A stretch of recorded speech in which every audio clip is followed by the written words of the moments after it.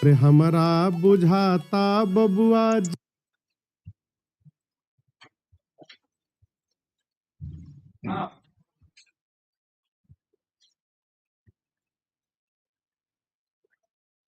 What your parents have कभी देखी है 2 crore in cash. ऐसे कंटेंट पर ताली नहीं, तमाचा चाहिए। तमाचा सभ्यता का, समाज का, संस्कार का, संस्कृति का, सरोकार का, सुविचार का, बोलने के अधिकार का। अरे भाई साहब, बोलने का अधिकार मिला है बेशर्मी का नहीं, बदतमीजी का नहीं, अश्लीलता का नहीं, फूहड़ता का नहीं। मतलब काले कमरे में काला पर्दा लगाकर अगर आप गाली देते हैं तो वो डार्क कॉमेडी नहीं है। डार्क कॉमेडी के नाम पर माता पिता के बारे में छिछली गंदी बातें करना, उनके प्राइवेट पार्ट्स का जिक्र करना, पैसा कमा लिया तो किसी को पैसे का लालच देकर कहना कि 2 करोड़ दूंगा आके मेरा। बात की शुरुआत से लेकर बात के अंत तक अनगिनत बार मां बहन की गालियां देना, यह कॉमेडी नहीं हो सकती। स्पष्ट शब्दों में कहें तो यह नीचता की पराकाष्ठा है, या सीधे सीधे कहें तो खराब परवरिश का नतीजा। बुरा लग सकता है पर लगना चाहिए। अब जो किया है उसका कुछ तो आएगा, और सही कहते हैं अति का अंत निश्चित होता है। वरना जिस देश में क्रिकेट और कोविड को छोड़कर विरले कोई ऐसा मुद्दा हो जिसमें हर उम्र, हर धर्म, हर वर्ग का आदमी एक सुर में सुर मिलाए, उस देश में आज पूरा देश एक साथ कह रहा है शट अप। इन सबको कह रहा है ये जो काला पर्दा लगाकर काले कमरे में गाली दे देकर डार्क ह्यूमर का जिक्र कर रहे हैं और ही कर रहे हैं, उनको समूचा देश कह रहा है शट अप। आप नजर उठाकर देख लीजिए, चाहे महाराष्ट्र का पक्ष विपक्ष हो, दिल्ली में बैठे नेता, किसान नेता, महिला आयोग, सोशल मीडिया पर लोग, या हम जैसे आम, आज हर कोई कह रहा है कि इन पर कार्रवाई हो। इन 3 चेहरों को आपने कई बार देखा होगा। कहने को तीनों कंटेंट क्रिएटर है, इन्फ्लुएंसर है, मिलियंस में फॉलोअर है, नामी है, पैसा छापा है, लेकिन अब ये तीनों बदनाम है। एक एक करके इनका परिचय कर पाते हैं। समय रैना का शो इंडियाज गॉट टैलेंट, समय के बारे में बाद में बात करेंगे। पहले बात करते हैं अश्लील इलाहाबादिया की, सॉरी रणवीर इलाहाबादिया। हालांकि अब सोशल मीडिया पर जितना उन्होंने ख्याति पाई है वो वल्गर इलाहाबादिया या अश्लील इलाहाबादिया के नाम से मशहूर हो गए। रणवीर वो व्यक्ति हैं जो अच्छे पीआर के दमखम पर अपनी इमेज एक शालीन व्यक्ति के तौर पर बनाकर रखते थे। एक ऐसा व्यक्ति जो सनातन में भरोसा रखता है, योगा करता है, देश की बड़ी बड़ी हस्तियां उसके साथ इंटरव्यूज करती हैं, बड़े बड़े एक्टर, हीरो हीरोइन आते हैं। खुद प्रधानमंत्री नरेंद्र मोदी ने इनकी तारीफ की थी, प्रधानमंत्री ने इनको सम्मानित किया था, बड़े बड़े केंद्रीय मंत्री ने इनके साथ पॉडकास्ट किया था। लेकिन अच्छे पीआर के दमखम पर बनाई एक झूठी इमेज खत्म हो जाती है। समय रैना के शो में इनका सारा काला चिट्ठा दुनिया के सामने आ जाता है। खुलकर सामने आता है कि यह आदमी अंदर से कितनी घिनौनी सोच का है, इस आदमी के भीतर कितनी अश्लीलता भरी है, इस आदमी के दिमाग में शर्म, हया सब मानो घोट कर पी चुका है। एक कंटेस्टेंट से यह व्यक्ति सवाल करता है कि क्या वो अपने मां बाप को करते देखते हैं। इससे भी आगे बढ़कर नीचता की पराकाष्ठा तब पार होती है जब वो उनसे कहता है क्या उसमें वो शामिल होना चाहेगा। सुनकर घिन आ रही है, लेकिन ये हुआ है। हालांकि आपको यह भी जानकर हैरानी होगी कि गंदगी से लबरेज ये सवाल, इसका लोगो जो वो बियर वाला लोगो है, उसकी तरह एक विदेशी शो चोरी था।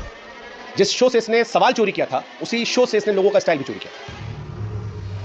लेकिन रणवीर की गंदगी सिर्फ यही खत्म नहीं होती है। इस शो में अंदर का जो छिछला इंसान है वो और निकल कर आता है। वो जो पीआर की इमेज थी वो दूर हट जाती है, और कूल बनने के चक्कर में, या कहे कि असलियत जो है वो तब निकल कर आती है जब ये व्यक्ति एक व्यक्ति से कहता है कि मैं तुम्हें 2 करोड़ रुपए दूंगा। यकीन मानिए इसके बाद की जो बात है वो मुझे बताने में शर्म आ रही है, लेकिन ये व्यक्ति चौड़ा करके एक कंटेस्टेंट को ऑफर देता है कि तुम मेरा करोगे, मैं तुम्हें 2 करोड़ दूंगा। कहता हाँ इसी वक्त 2 करोड़ दूंगा। और अगल बगल वाले हा यूपीआई कहां पर है, हम देते हैं। दुनिया जानती है कि रणवीर इलाहाबादिया ने ईमानदारी, शालीनता का चोला ओढ़कर मिलियन फॉलोअर जुटाए। इन फॉलोअर्स की वजह से करोड़ों रुपए कमाए। पैसे इसके हैं, जहां मर्जी चाहे खर्च करें, लेकिन खर्च करने का यह तरीका, यकीन मानिए आज प्रधानमंत्री नरेंद्र मोदी भी अगर रणवीर के इस वीडियो को देख रहे होंगे तो वो असहज हो रहे हैं, सोच रहे होंगे किसके साथ हो रहा है। रणवीर की माताजी, उन्होंने एक पॉडकास्ट में कहा कि वैसे मां बाप का जिक्र करना सही बात नहीं है। मैं खुद इस बात को लेकर इनकी माताजी से क्षमा प्रार्थी हूं, लेकिन क्योंकि इन्होंने अपने माता पिता का जिक्र करते ही अपने अंदर के असली इंसान का परिचय दिया है, इसलिए इनकी माताजी की बात को कोट कर ले रहा हूं। रणवीर अलावादिया की माताजी ने एक पॉडकास्ट में बताया कि उन्होंने अपने बेटे को बड़े अच्छे संस्कार दिए, अच्छे सरोकार दिए, अच्छी परवरिश की। आज माताजी से हम सवाल पूछना चाहते हैं कि जिस संस्कार का जिक्र आप कर रही थी, क्या वो ये संस्कार था, ये सरोकार था, ये परवरिश थी? क्या किसी भी सभ्य परिवार के मां बाप ये सोच सकते हैं कि उनका बच्चा ऐसा सवाल करे, ये करने की कल्पना करे?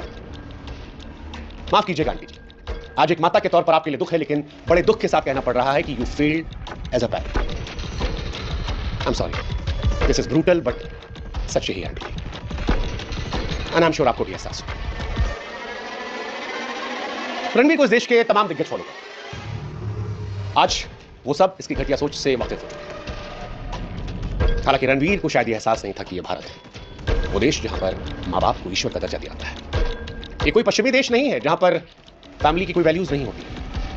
रणवीर ने विदेशी शो से सवाल तो कॉपी कर लिया, लोगो चुरा लिया, मगर ये सवाल ने उसकी सोच को, उसकी परवरिश को उधेड़ कर दुनिया के सामने रख दिया कि आदमी कितना गंदा, कितना बदबूदार, कितना घटिया है।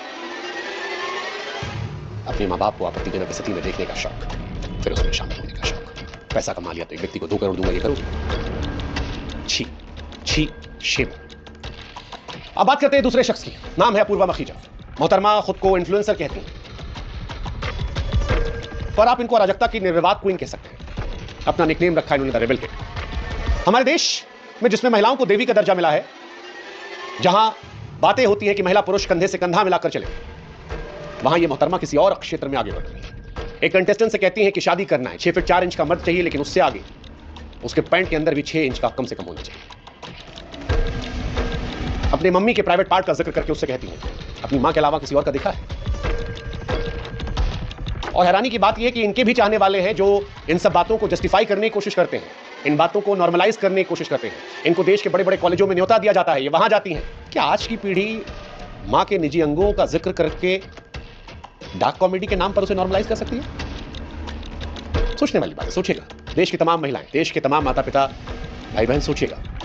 इन्होंने कंटेस्टेंट से पूछा कि जहां से पैदा हुआ अपनी मां के अलावा किसी और महिला को वो दिखा है? फिर एक बहुत मोटी गाली थी, गंदी गाली, चिचली गाली, जिसे मैं नहीं बोल पाऊं। महिला होकर महिला को गाली देना अब फैशन है। सवाल है अपूर्वा कौन सा ट्रेंड सकता है? सवाल यह भी कि क्या इनके मां बाप हैरान नहीं होते? क्या वो ये सब नहीं देखते? बदतमीजी और फुहड़ता की इंतहा को देखकर क्या इनके मां बाप असहज नहीं होते? क्या ये लोग जो इंस्टाग्राम को अब एक गंदगी का अड्डा बना चुके हैं, और ये सिर्फ अपूर्वा तक नहीं, और बहुत सारी लड़कियां हैं जो दिन रात कपड़े खोलकर व्यूज कमा रही हैं, इनके मां बाप भाई बहन नहीं है, वो असहज नहीं होते? क्या अपूर्वा अपने मां बाप भाई के सामने भी इन शब्दों का इस्तेमाल कर सकती हैं? और वो कैसे मां बाप हैं जो अपनी बेटी के इस तरह के व्यवहार पर शर्मिंदा नहीं है? या फिर ये मान ले कि वो जो गाना था, ना बीवी ना बच्चा ना बाप बड़ा ना भैया सबसे बड़ा, मां बाप भी असहजता को विटामिन एम से शांत कर लेते हैं कि पैसा आ रहा है। सोचिएगा, और इसको नॉर्मलाइज होने मत दीजिएगा। ये नॉर्मल नहीं है, ये नॉर्मल नहीं है, ये हमको आपको सोचना समझना है। खैर, अब आते हैं उस व्यक्ति पर जिसने इस कार्यक्रम की संरचना की। नाम समय रैना। सच कहूं तो कश्मीर से आने वाले समय रैना की शुरुआती दौर में खुद का मजाक उड़ाती कुछ वायरल क्लिप्स जब आती थी सामने, तो कई बार हम भी गुदगुदा लिया करते थे कि ये व्यक्ति अपना ही मजाक उड़ा रहा है। फिर धीरे धीरे जब और क्लिप्स आने लगी तब समझ में आया कि समय रैना ने गिरने को ही उत्थान मान लिया है।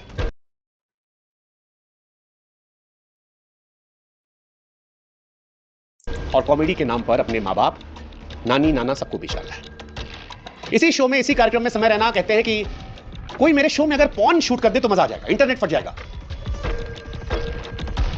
हालांकि समय को लेकर बहुत सारे लोगों का मानना है कि ये जो घटना हुई है, जो पूरा विवाद हो रहा है, इससे समय को नुकसान नहीं होगा। वो कहावत नहीं, नंगा नहाएगा क्या निचोड़ेगा क्या। समय यही करते आए हैं, वो यही कर रहे हैं, इसलिए लोग हैरान नहीं है। लेकिन आपको यह बात जानकर हैरानी देगी कि समय रैना के पिता राजेश रैना जी इस देश के प्रतिष्ठित पत्रकार हैं। उनके पढ़ाए सिखाए बहुत सारे लड़के आज देश के बड़े बड़े चैनलों में बड़े पत्रकार हैं।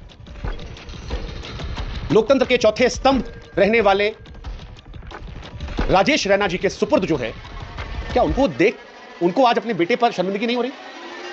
समाज को सही दिशा देने वाले राजेश सर, अगर आज ये वीडियो आप तक पहुंचा है, आप इसे देख रहे हैं, तो एक सवाल हमारा आपसे है कि अमिताभ बच्चन के सामने बैठने पर जो आपको गर्व की अनुभूति हो रही थी, आज क्या मन में सवाल नहीं आ रहा कि परवरिश में कहीं कमी नहीं रह गई? आपका बेटा जैसा है ना सर, वैसा कोई भी बाप अपने बेटे को नहीं बनाना चाहता।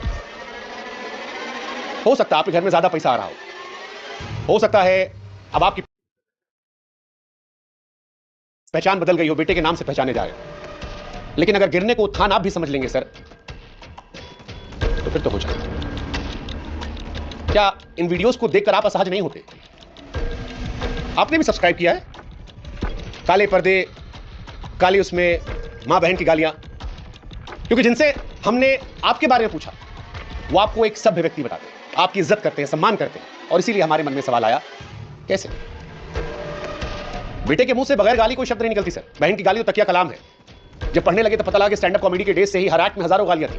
फिर गालियों का नया अड्डा खोला, नाम दिया इंडियाज गॉट लेटेड। शो की थीम ही गाली है। जो जितना गाली देगा, जितना नंगाई करेगा, जितना फूहड़ता को पार करेगा, उतनी ज्यादा उसको प्रसिद्धि मिलेगी। मतलब गाली भी छोटी मोटी नहीं। जिस शो में अपूर्वा रणवीर के चरित्र का चाला चैप्टर खुला है, उसमें भी समय रहना धारा प्रवाह गालियां दे रहे हैं। और उससे पहले कितने शो आए हैं। और आपके बेटे को तमन्ना है कि कोई लाइव पॉन दिखा, लाइव पॉन कर दे। और इससे पहले भी एक महिला आई थी, बहुत कुछ वायरल हो चुका है शो में। हैरानी होती है, कौन बनेगा करोड़पति जैसे प्रतिष्ठित शो में बुलाया गया था। शर्म आती है कि अमिताभ बच्चन जैसे सत्य अभिनेता के सामने ऐसे लंपटों को बैठाया गया था। हालांकि उस शो में समय खुद कहते हैं कि अमिताभ बच्चन नायक है, मैं नालायक। सही कह रहे थे सर। न भाषा की तमीज है, न परिवार का संस्कार। सब गाली देने को धंधा बना लिया, गिरने को उत्थान समझ लिया। क्या कहा जाए? सोचिएगा सर, पैसे की तरह भी दुनिया, समाज में आपको भी रहना है। हो सकता है आपको फर्क ना पड़ता, लेकिन यह सोचे कर दीजिएगा कि आपको फर्क नहीं पड़ता, बहुत मां बाप होंगे जिनके बच्चे ऐसे बन जाएंगे, उनको फर्क पड़ेगा। आपकी आजादी आपको मुबारक, लेकिन किसी और के दुख का कारण ना बने, इसलिए कम से कम एक बार अपने बेटे से बाकी आप खैर, इन तीनों ने अपने शो में सभ्यता की नत उधार ली। मुझे नहीं मालूम कि इनकी अश्लीलता पर कौन कौन कहां कहां ठहाके मार रहा है, मगर इतना जरूर है कि अश्लीलता देश के एक बड़े वर्ग को रास नहीं आई। महाराष्ट्र सरकार के कई मंत्रियों और नेताओं ने इस पर सवाल खड़े किए। खुद महाराष्ट्र के मुख्यमंत्री देवेंद्र फडणवीस ने कहा कि व्यक्ति के भी नियम है, अगर कोई उसे पार करेगा तो कार्रवाई होगी। इन पर मामला भी दर्ज किया गया है। उधर आक्रोश की आग फैलने के बीच जब विरोध के तीर निकलने लगे और जब लगने लगा कि भैया करियर दांव पर है, कार्रवाई हो सकती है, फजीयत हो रही है, सोशल मीडिया पर लोग गाली दे रहे हैं, इनको उल्टा जाके आईना दिखा रहे हैं, अनफॉलो कर रहे हैं, मुख्यमंत्री ने बयान दे दिया है, महिला आयोग एक्टिव हो गई है, देश के अलग अलग राज्यों में एफआईआर हो रही है, तब रणवीर साहब सामने आते हैं और माफी मांग लेते हैं। लेकिन फिर वही बात, माफी कब मांगी? मुख्यमंत्री के बयान के बाद, महिला आयोग की शिकायत के बाद, सोशल मीडिया पर लानत मलानत के बाद। वरना इन्होंने भी अपना कमेंट सेक्शन बंद करके बचने की पूरी कोशिश की थी। इसीलिए हमको लगता है कि जो किसी ने कहा था कि forced apology is never from the heart. बाकी कानून अपने हिसाब से काम करेगा। समाज के तौर पर माफ करना है, नहीं करना है, वो आपका अधिकार, उसमें हमारा कोई हस्तक्षेप नहीं है, इसलिए फैसला हम आपका छोड़ते हैं। लेकिन जरूरी जो है वो ये कि इस तरह की अश्लीलता पर रोक लगे। बहुत जरूरी है ऐसी कठोर कार्रवाई हो कि कोई भी ऐरा गैरा नथु खैरा सोशल मीडिया पर ऐसी गंदगी फैलाकर उसे नॉर्मलाइज करने की कोशिश करने के पहले 50 बार सोचे। ये जरूरी है। अपने लेना सही, अपनी आने वाली पीढ़ियों के लिए जरूर सोचेगा। ये सोचेगा कि आप अपने बच्चों को ऐसा देखना चाहते हैं कि आपकी बीवी, आपका पति ऐसा हो चलेगा? बाकी आप जय हिंद।